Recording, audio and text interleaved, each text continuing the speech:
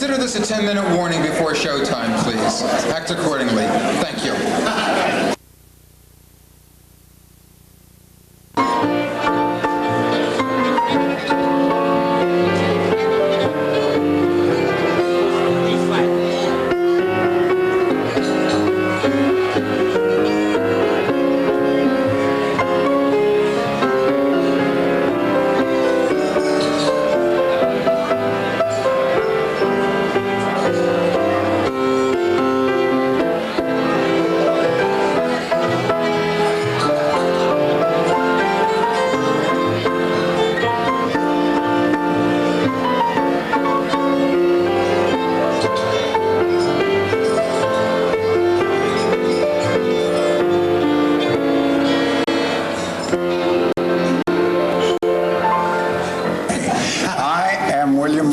Your President Emeritus, and I am here with a very pleasurable privilege of introducing your new president.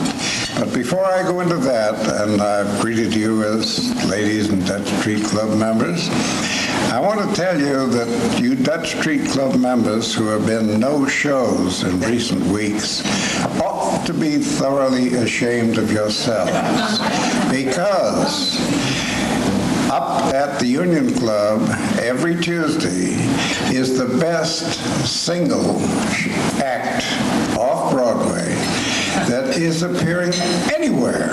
I mean, the man is superb, he's witty, he's brilliant, he's charming, he's talented, his intellect is beyond dispute, and he's a great deal of fun. He even sings on occasion. And those of you who have missed the last 8 or 10, or perhaps 4 or 5 meetings should make it a point not ever to miss a Tuesday meeting from here on in, because you are missing the greatest show that there is in the metropolitan area, and I do not exclude Mayor Koch.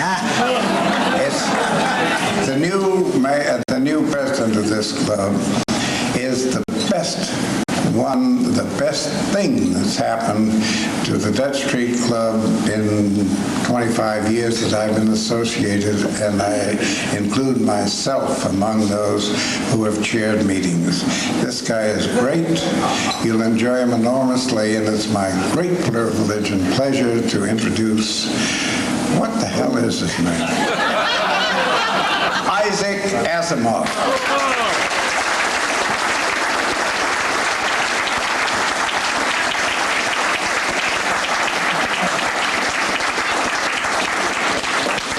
I can't follow that. Oh my goodness! Now what am I going to do? Do a snappy number, a tap dance? I mean, all that Bill says every time I finish is, "This is the craziest thing I've ever seen." But you know, I'm here in a tux. How crazy can you be in a tux?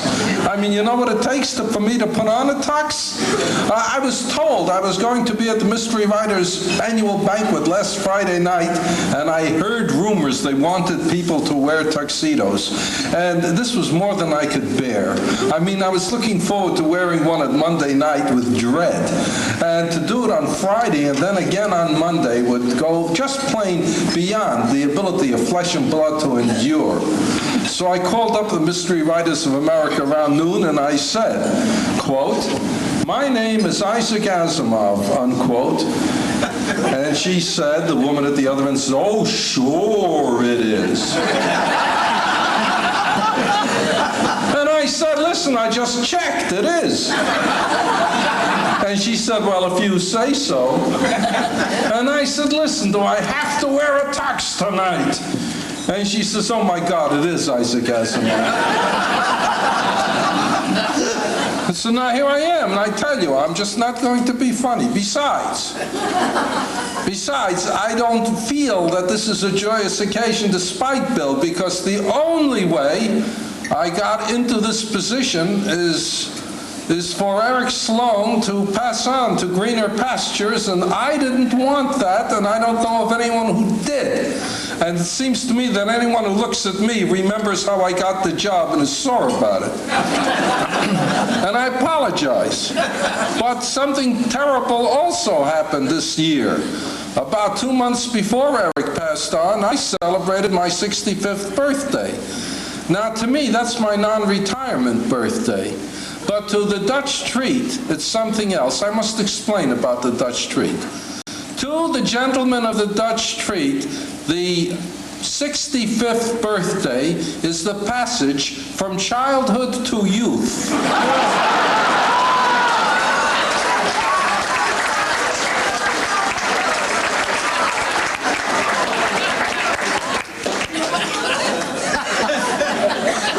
And a couple of months ago, as they were thinking of who to get for a new president, someone said, you know, if the Russians can do it, we can do it. Let's get a young president. And someone else said, I understand Isaac just turned 65. And that was it. That was it. They went no further. Well, one of the tasks I've got as president is to explain to the women who attend our annual banquets exactly what goes on at these stag luncheons of ours. Now, when Bill Morris was president, he scorned to explain. And when Lowell Thomas was president, he scorned to explain. And when Eric Sloan was president, he scorned to explain. But I'm going to start, turn over a new leaf, I'm going to explain. I know many of you may think that what goes on at these stag luncheons is sexual in nature. In that connection, I want to tell a story about a Shakespearean lecturer, Kittredge, who was at Harvard, a great lecturer, an imposing person of great erudition and wonderful appearance. But eventually, as he approached the age of 115, Harvard figured it was time to make him emeritus, like Bill, for the same reason. And having nothing to do, he decided to teach Shakespeare at a girls' college.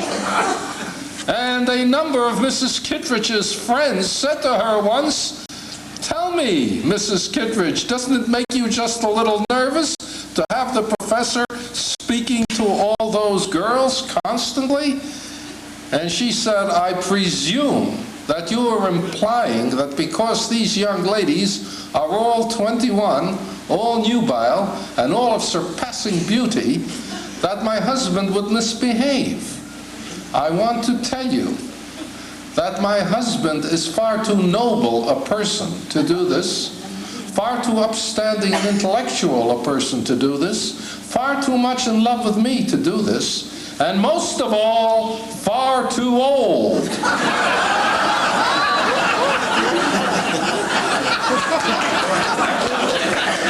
I think you can be sure, from what I've just said, that what goes on at the Dutch Street luncheons is completely staid. Nor do we spend our time telling off-color jokes, nor do we spend our time drinking. Our procedures are entirely intellectual. We have earnest discussions at which interesting points are brought up. I will give you an example. It was only the other day that someone there said, you know, red is the color associated with rage and blue, the color associated with melancholy. And we can see why. When you're enraged, your face flushes and turns red. And if you were to paint this room in a deep blue color, it would make you melancholy. But why is green associated with jealousy? And someone else said, that's because of the reference in Shakespeare's Othello. We talk about Shakespeare all the time. In Shakespeare's Othello, Iago says to Othello, beware, my lord, of jealousy. That's the way Shakespeare wrote. Beware, my lord, of jealousy. It is the green-eyed monster that mocks the food it feeds on. Well, now, of course, Everyone says that, and it's great because it's Shakespeare. But like everything else in Shakespeare, you have to think about it to see what it means. Because in ordinary English doesn't mean a damn thing, you know. And mocking the food it feeds on, that's because a man who's jealous, I mean, all you women know this because you're all beautiful and you all give your foolish husbands plenty of cause for jealousy. A man who's jealous can't be satisfied, even after the woman has proved to him and over that the man he found her kissing was her brother. In the middle of the night, he wakes up and says, was it really her brother? She was an only child. So that it is, so that the jealous person is always being satisfied and then losing the satisfaction. Being satisfied, losing the satisfaction. And now let's consider the green-eyed monster that mocks the food it feeds on. What's a green-eyed monster, for goodness sakes? Why green-eyed? Why a monster? Well, have you ever seen a cat with a mouse? A little cat catches a mouse. It lets go, the mouse starts running, jumps on it again. Lets go, the mouse starts running, jumps on it again. I mean, it's not being cruel, it's practicing pouncing.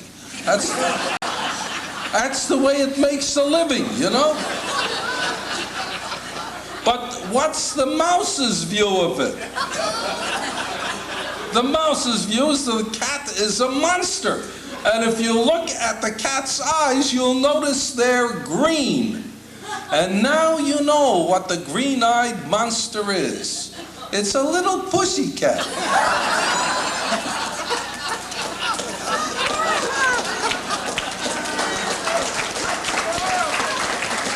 Now you'll never find out from Shakespeare. You gotta come to the Dutch Treat and listen to the conversation.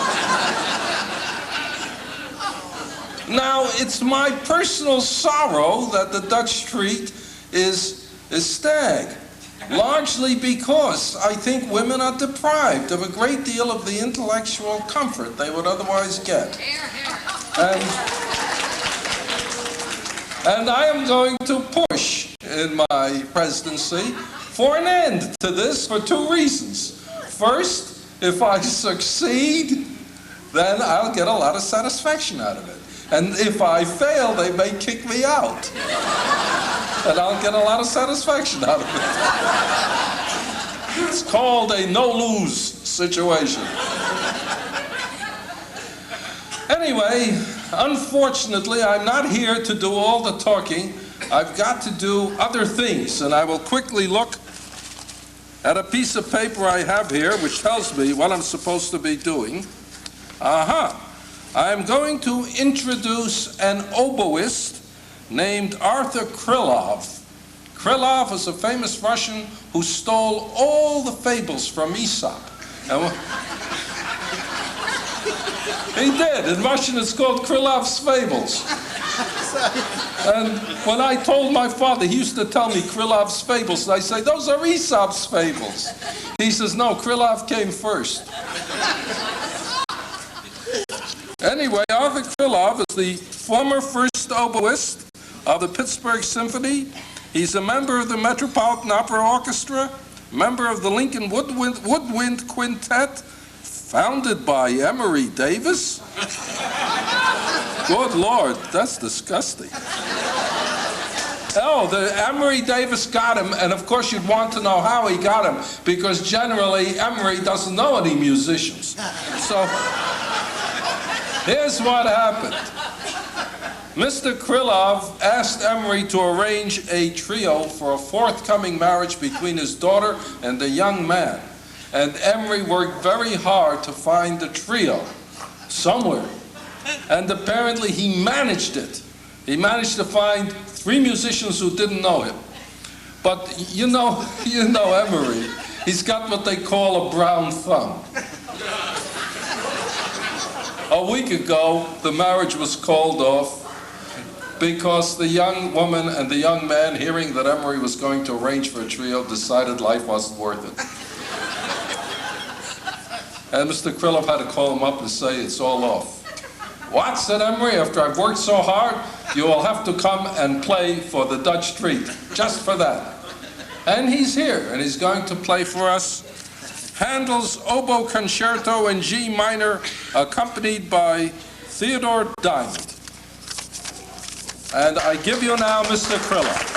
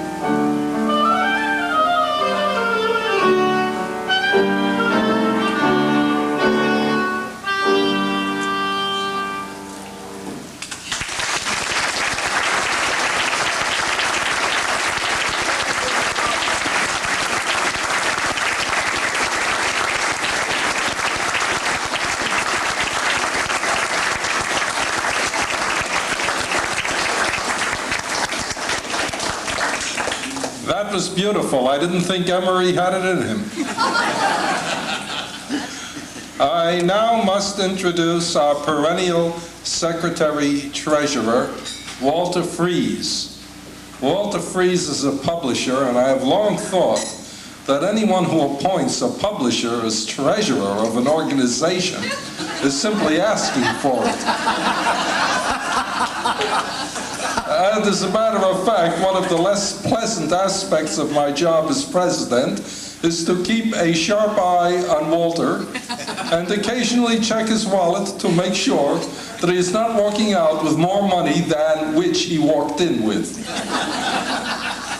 He's clean right now, so Walter, you may come up and address the audience.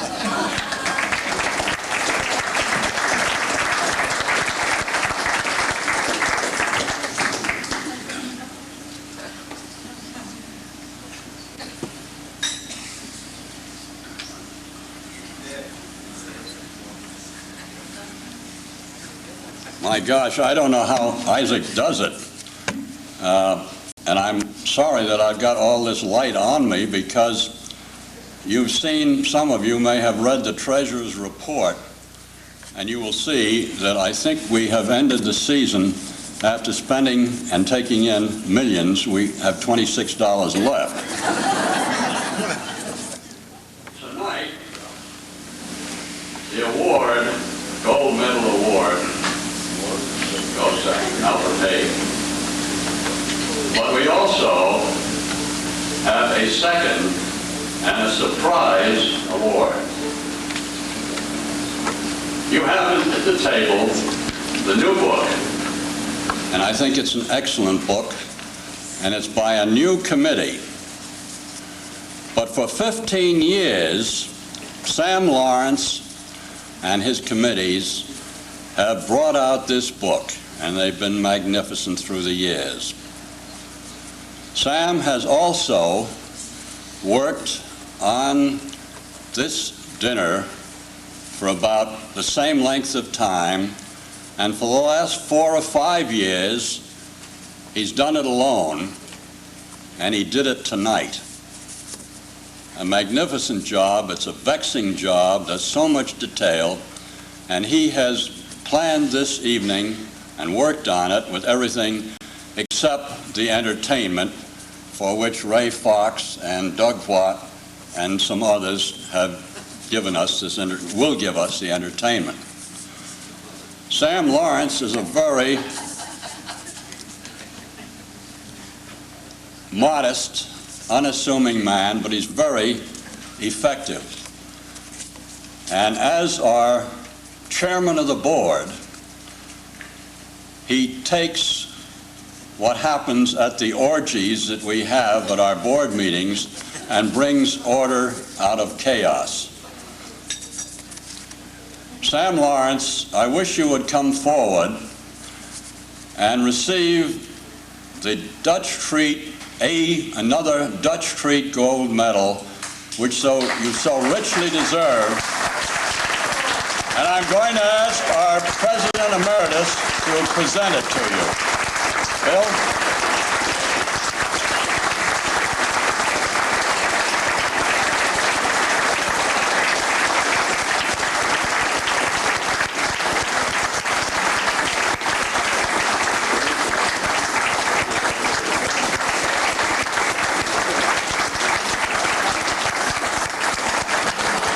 Sam, for once, words fail me. Yeah. Well, I'll tell you, most of my, I've lost a button. I had to staple my together, and whether you like it or not, I put all your seating together starting at 9 o'clock this morning. I'm delighted.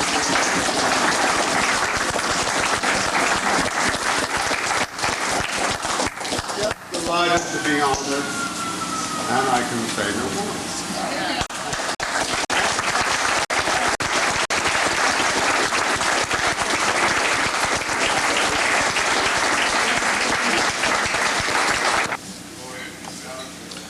I approve of this, Sam. I mean, whoever is the president, it's Sam who holds the club together.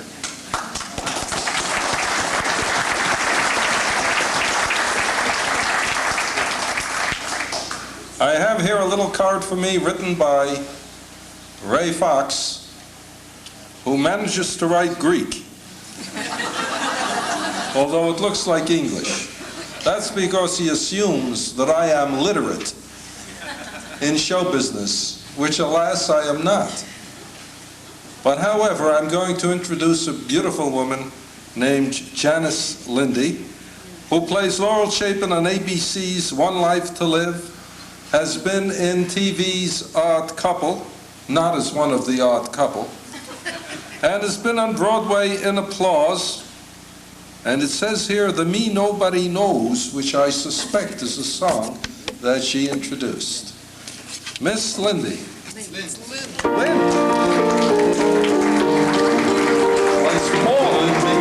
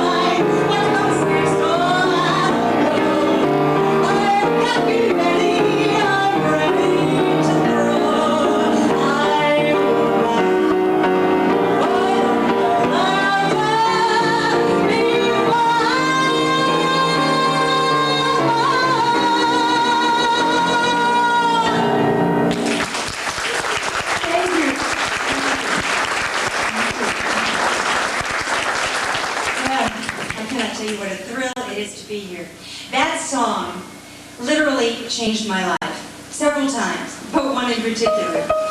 It was written by Albert Haig and Alan Sherman. Show, yes, called Big Things Are Falling. And along with Albert's guidance and coaching and this song, I got my very first really big Broadway role, and that was Eve Harrington in Applause.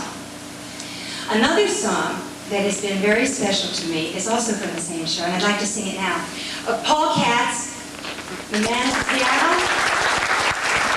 a wonderful composer, musician, singer, all of the above. We met on another world. He played my musical director as an actor who played the piano. And I think we've probably been on another planet ever since. For sure.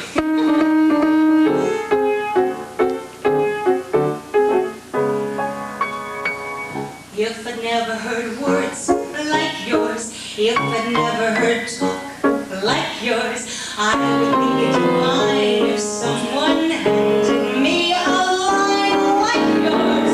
May I bruise my bikini, may I break all my nails, if I haven't heard things that sound more true in fairy tales. Have I ever heard lines like yours coming out of a mouth?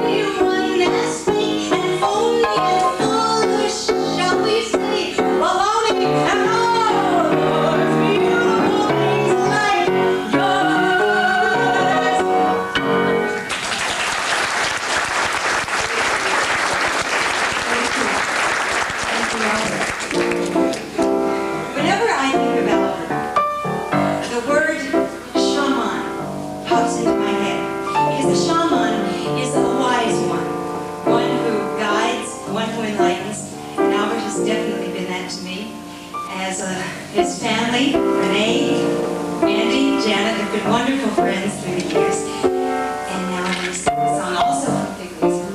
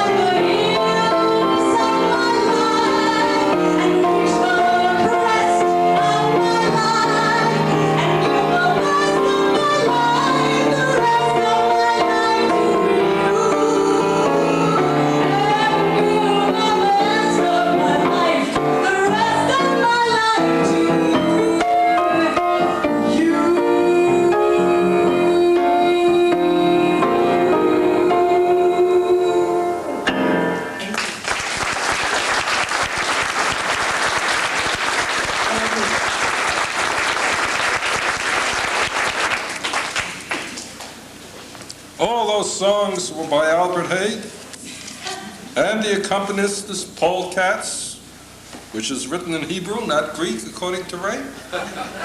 And I must explain that the beautiful singer is Janice Lind. And I'll explain how I managed to make that mistake. I took one look at her before dinner and I said, my, we're lucky to have her. And instantly I thought of Lucky Lindy. Now, you women are all too young to remember, but the nearest Dutch Street member will explain to you who Lucky Lindy was. We now pass on to Alan Colmes. And I know how to pronounce that because it's like Sherlock Holmes with a C. Alan Colmes was the host of the Alan Colmes Show, by a peculiar coincidence, on ABC Radio from 5:30 to 9 a.m., and who also does a mess of crazy TV shots. For those of you who like these brief things, and I do, he's been as humorist on all the important New York comedy night spots. He's had 2 appearances on Good Morning America, and I might say that I myself have appeared via telephone on his morning show and have actually sung my clone song. Unfortunately, I have already sung it for the Dutch Treat, so I don't have a reasonable excuse to sing it again. That's one way of getting applause.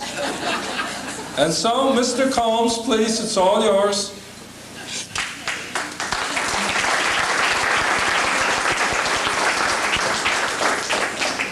Thank you. I always wanted to advise against this opening act, and I thank you for the opportunity to honor Albert Haig, a man who I have never met.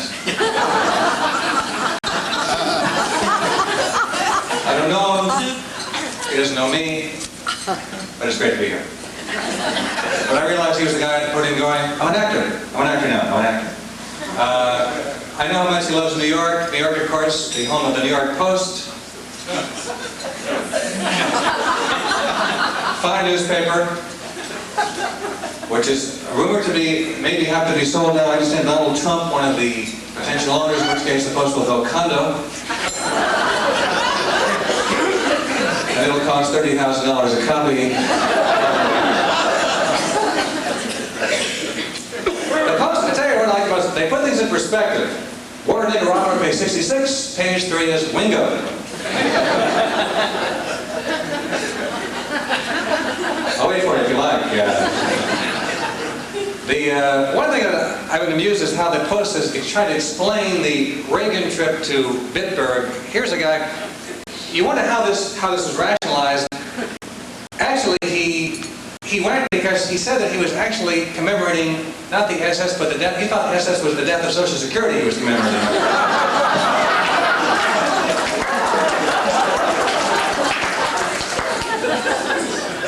I was kind of concerned when I heard that Reagan said that he was really happy to meet Chancellor Helmut Kohl because he really loved the work of his brother Nat King. That'd be really good.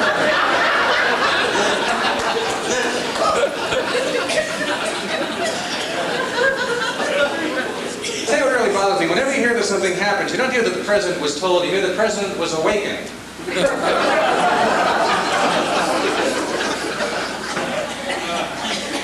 president was awakened because of the bombing of an embassy. The president was awakened because of the downing of an airliner. The president was awakened for lunch. Of course, this is the man who appointed Italy's Attorney General. That's like making Evel Knievel Secretary of Transportation.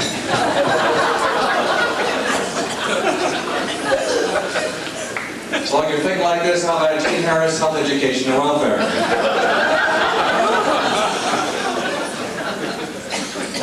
You know, when you talk about that, also one of the things that, of course, we call now the MX the peacekeeper. That's like calling human flesh the bullet stopper. Now, the Post, people read the Post, when they want to know what's happening in the world, they read the Inquirer. People see the Inquirer in the supermarket, there's one kind like this. Because somebody you know might see, they're looking at this paper. Hey, see reading the Inquirer. No, I'm testing my peripheral vision. I want to find out about Lady gave birth to the sheep. I want to know what's going on.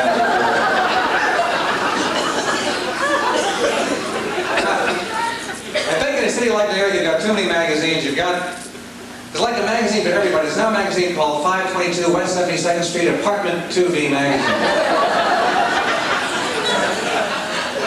And when you talk about the Upper West Side of Manhattan, like Columbus Avenue, the gentrification is really disturbing. Everything is a boutique up there. They actually have a funeral parlor now called Death and Things.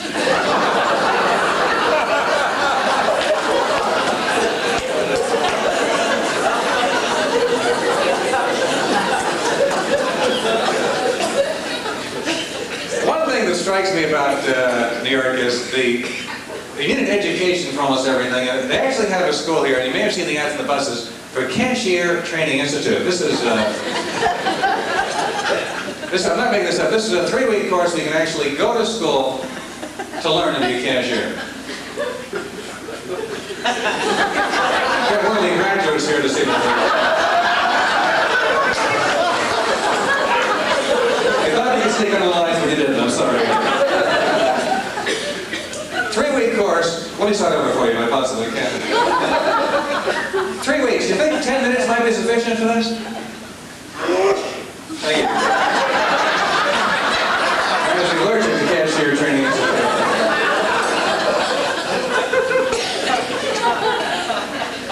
3 weeks. Imagine the academic year.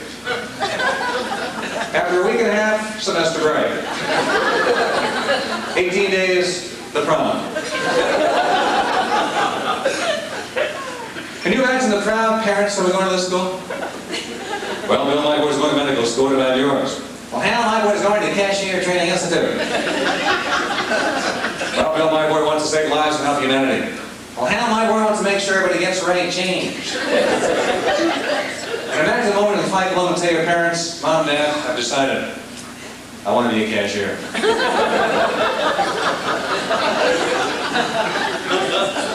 And who are the people who don't get into this school?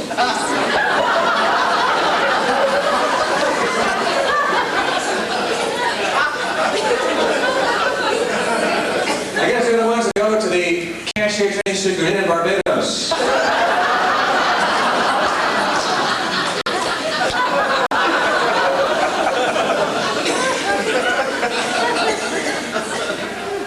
Next thing you know, those schools like Elevator Operator Institute and Toll Collectors Institute. That's right, you can be a toll taker. Work in the country's major expressways. Learn to read with a little gate. Know the feeling of real power. Give directions, make change. Get part of your own sunburn. Have brief conversations. So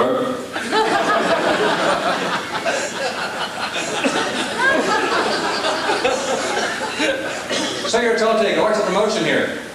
Mini starting Monday, you're working northbound. What's toll taker doing his day off? Go for a little drive? Actually, there are not enough days off. The newest holiday, of course, is Martin Luther King Day. Not a day to relax, but a day to study and reflect. Will the average worker study and reflect on this new holiday?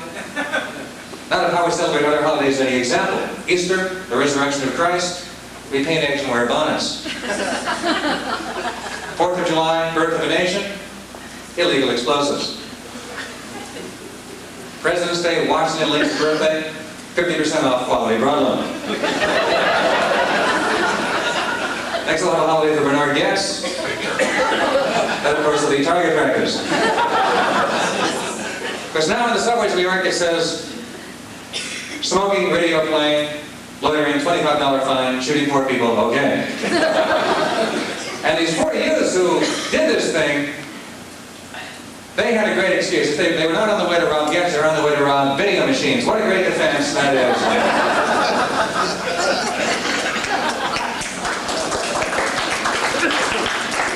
One thing about doing comedy in there is, you take the subway home 3, 4 o'clock in the morning, and not everybody in the train looks like this.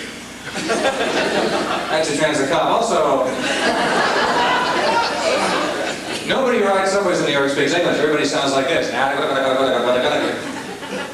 fact, there are so many foreigners in New York, I don't know if you heard this, they're opening an American embassy now. New thing they'll be doing, Mr. I like the announcer in the train. It always sounds like this.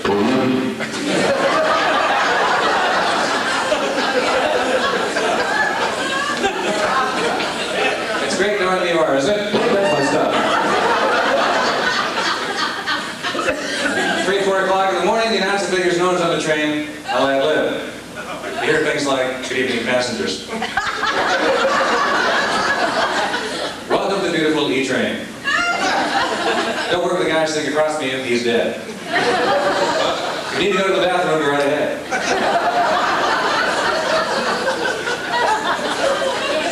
The main subway stations have food counters in the subway. This is disgusting. Who eats in the subway? People who go to Cashier Training Institute. Thank you for inviting me to be here tonight.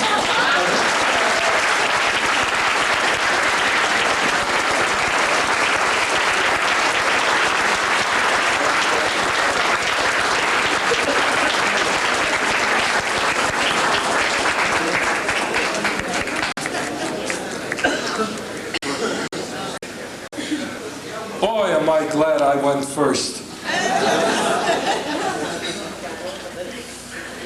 I tried not to laugh. I failed. We now are going to turn to one of the most glamorous musical comedy stars, and I remember her very well. It was in 1948. I saw Kiss Me Kate and watched her play Bianca. Fell in love with her then. I'm still in love with her. She introduced the gentleman as a dope in Allegro. And if the gentleman turned her down, boy is he a dope. But not everyone did. She has a very nice husband who met her on a blind date. That's what I call luck.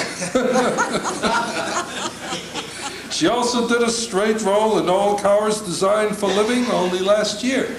So that she is both a musical comedy star and a dramatic actress, which is what you would expect. Now, the only thing is, I've got one little puzzle, which is she doesn't look as though I saw her do major musical comedy in 1948. I figure it's one of 2 things. She either played the role when she was minus 15 years old, or else what I'm going to introduce is Lisa Kirk's daughter and namesake, Lisa Kirk.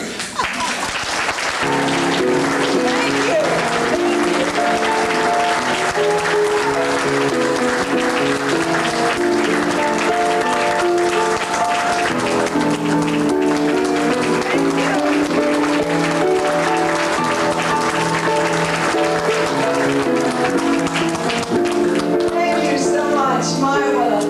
What a lovely, lovely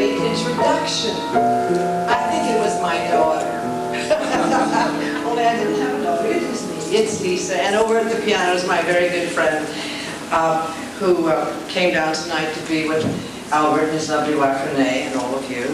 I say hello, please, to Mr. David Lewis. Oh, thanks, David. God, isn't that awful? I know it like I know my own name, but somehow I guess I'm a little, I don't know, I guess I'm a little excited to be here. And names sometimes do fail me, but certainly not a dear man whom I've admired for years, Mr. Albert Haig. He's very special. Very, don't you agree? I've always been a little bit in love with him, with his talent, and as a human being, that goes without saying. And as Professor Sharovsky, oh, if I only had one like that when I was in school, it's true. So for Albert and Renee, here's to you, my darling, my dear. Here's to you tonight.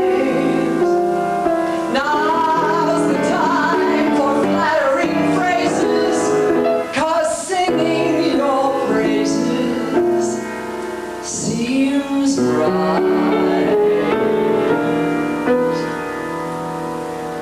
Now's the time for applause and to let you realize that we'll met you tonight. Alan Shea had Higgins, oh yes sir, but what a professor you are. And though I've sung a Porter selection, a Rogers confection, or two, when it comes to musical passion, I'm true in my fashion to you.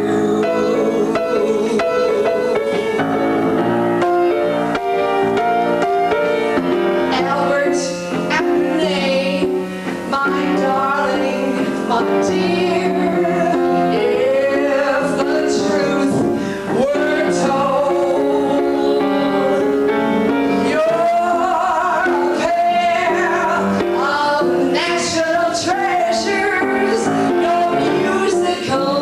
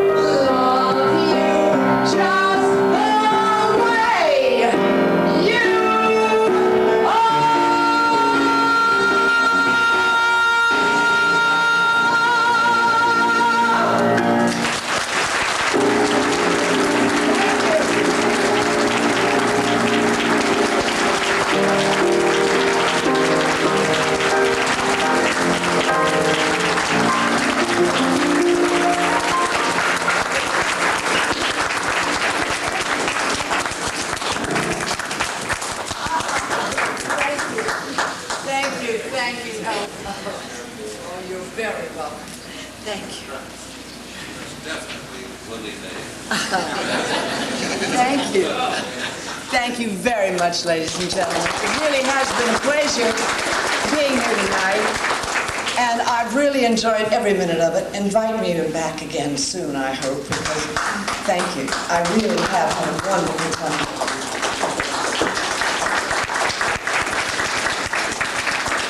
That's what I call belting it out. I would like to introduce now Barry Nelson, who's a well-known actor, just to say it mildly. He's appeared in The Moon is Blue, Mary, Mary, Cactus Flower, The Act with Lisa Minnelli. On TV, he was my favorite, well, not my favorite husband, but, quote, my favorite husband, unquote. And for the last 18 months, he's been part of the National Company of 42nd Street, and, most important for this occasion, he has been involved with good old Al Haig in Fig Leaves Are Falling. Mr. Nelson.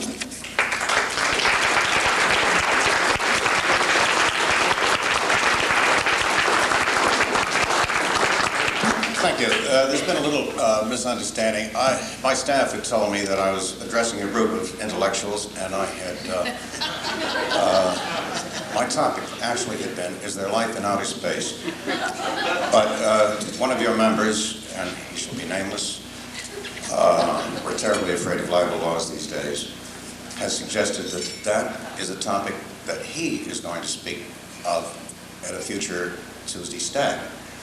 So I'll defer to that. I looked down the table, saw my friend Albert Haig, and I said, well, I'm going to surprise him. I'm going to sing some songs from Fig Leaves. I had not finished the shortcake when somebody polished off 3 songs. Very nicely, too. I was going to do the Macapella because I had a true pitch. But let me say a few words about Al. You know, you really can't judge a person, I don't think, until you see them wrestle with adversity. Anybody can be amiable when everything is going well.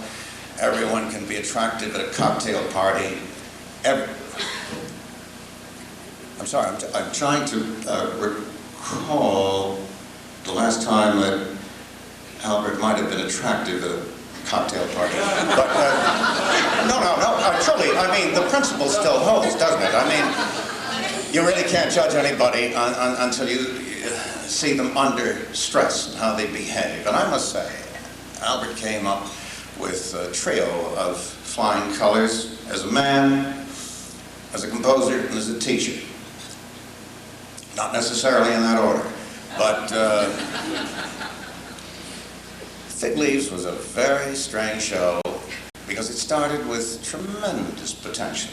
So much so that I, in the early rehearsals, approached one of the big backers of the show. It had been oversubscribed. And I prevailed upon him, I begged him, actually, to sell me a substantial amount of shares, which he graciously did, and it put me in the investment position I am today, a sometime player of slot machines. What went wrong? Well, that's why we're all here tonight, isn't it? To re-examine what happened to Fig Leaves Are Falling. That's why we're all dressed in black. I'm going to throw out a few clues to you and lay a little guilt on everybody concerned with it, and then let you be the jury as to who did it, who should be indicted, who is guilty, who should be fined, who should be imprisoned, who should be shot. Albert, it may seem that the evening is slipping a little away from you, but not necessarily. Let's take a look at this cast of suspects in an Agatha Christie setting. A director, George Abbott, the most prestigious of directors, had a theater named after him. A veritable history of the theater. Certainly above reproach. Always watch that. Next, we had a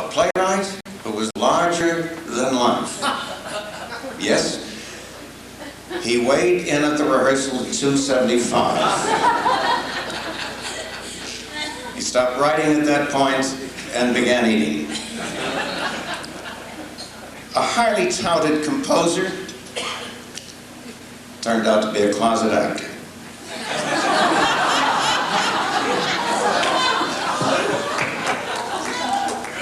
A leading lady, well, let's begin to name names here. Dorothy Loudon, who wanted to be here tonight but is playing in a show and couldn't make it. But Dorothy was a dynamite performer and singer, but with a little fault. Stay tuned. I was also in the show, more or less as an observer, now that I judge the part. And, all right, when did it start to unravel? And it's hard to put your finger on. A lot of funny little things. Well, Dorothy and I, for instance, we were supposed to have a duet. Now, you all know Dorothy's way of singing. I had recently come off a recital at Carnegie Hall. And Albert, trying to put together Dorothy's jazzy style with my classical style, we knew we were on a collision course. Albert sensed it. And so he said he was going to go back to his roots. He always works best under pressure. And he came up with a beautiful German Lieders song.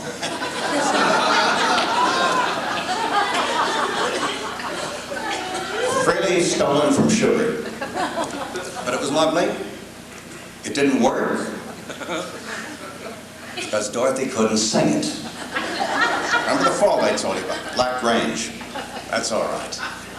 Well, Albert, Big Al, Daddy Albert, was so filled with remorse and felt so sorry for Dorothy that he gave her what turned out to be the 3 best songs in the show. They were lovely songs. They were really beautiful. And I remember them very well because in the early rehearsals they used to be mine. That's all right. Dorothy went on to win a Tony nomination. And I got something out of it too, Al. As a spin-off of it, I got my next singing musical part 15 years later. Out of town. Al always encouraged me. He said, "You'll be lucky, Barry, if you have endless patience." Now, our director, George Abbott, had a keen, disciplined mind. Our playwright, Alan Sherman, gifted man, but was off the wall. It never occurred to anybody that this was not a marriage made in heaven. We began to hear little drum beats when we couldn't get any rewrites. Only cuts from George Abbott, the fastest pencil in town. Some of us remember when we used to have leads in the show. But the book was largely autobiographical. And it was about Alan Sherman's love life, his wife, and his girlfriend. And we couldn't get an ending because he was still living in it. Now this is true. This was in Philadelphia, and one night I was going back to the Bellevue Stratford Hotel, and at the revolving door, I saw the author's girlfriend going in. She was called Pookie in the play. People called her other things in real life. Less charitable, perhaps. Coming out of the door was the author's wife, or former wife. It was very difficult to chart this on a day-to-day basis. And this is the end of the tryout, and we realized we cannot get this whole thing resolved. He can't make up his mind. Somebody got the idea, maybe we could just build that revolving door as a set on stage and then put it on a revolve and have a lot of colored lights and just spin it around and around and around and around. You see, you just go out on a kind of prolonged dissolve. Albert, who always works best under pressure, came up with a marvelous song. His mind reeling, he wrote, the music goes round and round and it comes out here. And it came out. But it's still to be heard in the oldies but goodies. Anyway, we were called in and told that the show was over long and they were going to have to cut 15 minutes out, but instead of doing a little here and a little there, they just lop off the whole last 15 minutes. And that is a night that Al Haig will long remember, because that is the night that Al Haig got the short end.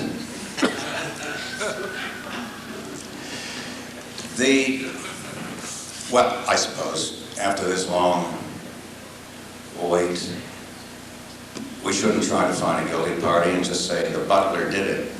I could say that, and I could also tell you at the same time that's a better ending than we had. Now, I'm really surprised, I must say astonished, to find, after all these years, that you are better known as an actor in Utah, the Dakotas, and several other places now, they tell me, than as a composer. And I'm astonished and I'm dismayed, because this is a profession in which there are just too many people in it, and I don't think it's a time for a change in role-playing when I must now regard you as a potential competitor actor.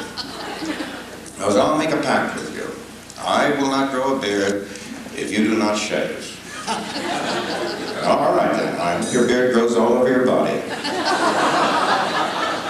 Albert, as an old friend, may you flourish and grow long. Bye-bye.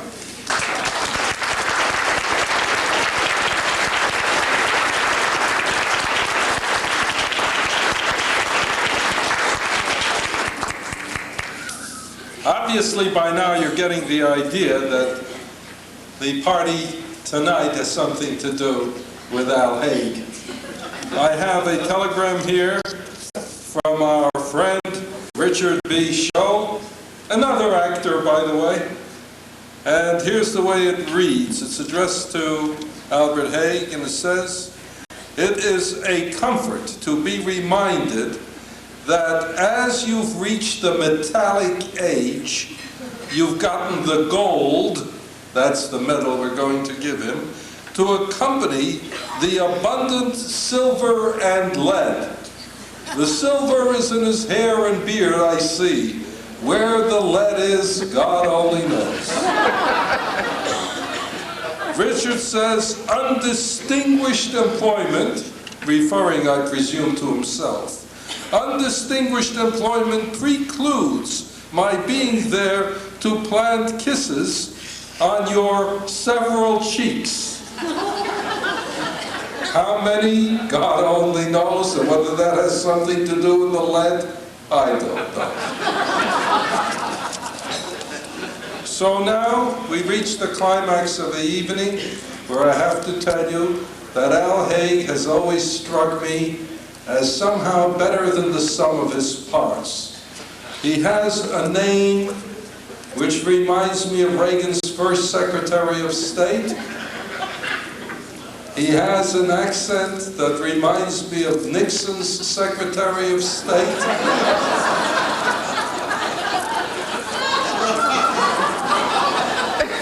And I like him about 1,000 times better than both of them put together. I admit he is not a very handsome man, but then a person like myself has high standards for